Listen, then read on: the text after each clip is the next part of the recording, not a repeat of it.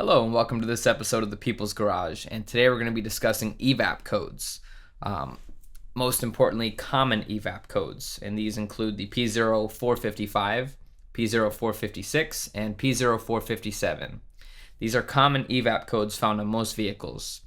I'd like to give a shout out to all the Dodge and Chrysler owners out there, because that's probably the majority of the people watching this video, because it's a very common problem on your vehicles. Chrysler 300s, Chargers, Dodge Rams. Welcome, guys.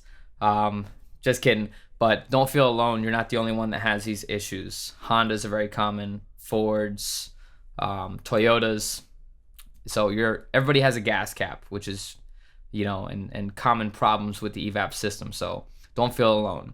Where do we start with these codes? The first thing I would tell you is to start with the gas cap, because it's going to take care of the problem 80 to 90% of the time. And it's the cheapest, quickest, and most do-it-yourself option there is. Not to mention, like I said, it's common. It's most likely going to take care of the problem. So where I would start with this code, if it was my vehicle, is I would replace the gas cap, and then I would reset the check engine light to make sure it took care of it. If it comes back on, then we know it didn't take care of it, and we need to go to the next step. If it doesn't come back on after 3 days or so, you know you're in the clear and your gas cap took care of it. You're out of the woods. Aftermarket caps cost about $10 to $15 at your local parts store, and most of the time they work. There are some vehicles that are picky and they will require a factory gas cap. So if you can afford the extra $5, my suggestion is go to the dealership and get a dealership factory gas cap for your vehicle. It's going to fit like a glove, and it was designed for your vehicle. At the parts store, the gas caps are generalized. They're generic and they fit your vehicle, but they don't fit like a glove like the factory one will, okay? So if you can afford the extra $5 to $7, go to the dealership and get the dealership gas cap, and then reset your check engine light.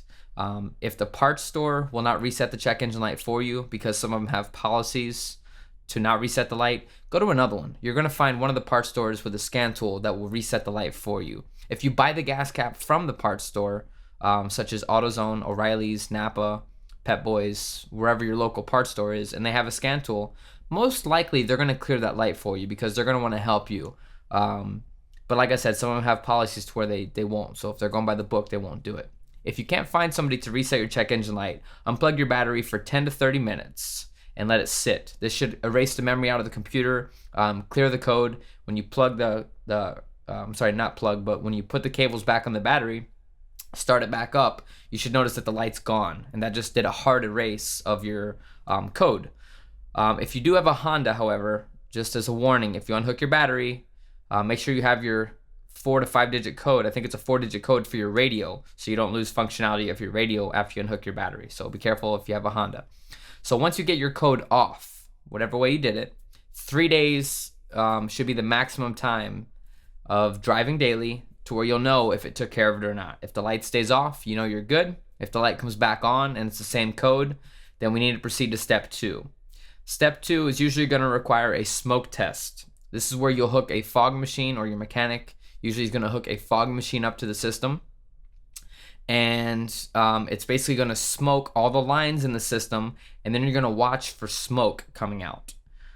So if it's not the gas cap, it could be an Evap line with a crack in it, which is a plastic line, or a rubber hose. If it has a crack in it, it's going to be leaking out Evap vapors. If it's not the Evap hoses, it could be the charcoal canister, which is the most expensive part, and that's the worst case scenario usually for most vehicles. The charcoal canister could have a crack in it. It's usually plastic.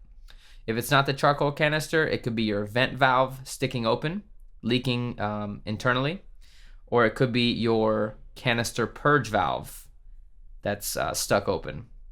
So we got the purge valve, the vent valve, the canister itself, Evap hoses, and gas cap as the 5 most common issues that cause this code.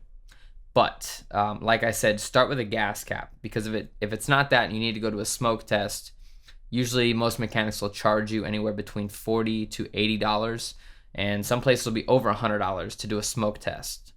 If it's something you really want to do yourself, you can research do-it-yourself smoke machines and the procedures to do that, to where you have to close the purge valve, and stuff like that. So try the gas cap first, erase the check engine lights, and 90% of you guys watching will be happy that will take care of it. If not, proceed to, if you're not a do-it-yourselfer, to your local repair shop and let them know. Give them more information. If you go in blind, a lot of times you get charged money, more than what you should. If you go in with some information and they kind of know what you're talking about, or they kind of know that you know what you're talking about, they'll work with you a little more. Just let them know, I need a smoke test done. What do you guys charge for that? And you can kind of shop around and get prices. But the smoke test is the second step if the gas cap didn't take care of it for you. So start with the gas cap, clear your check engine lights, and then you'll know if you need to proceed to step 2.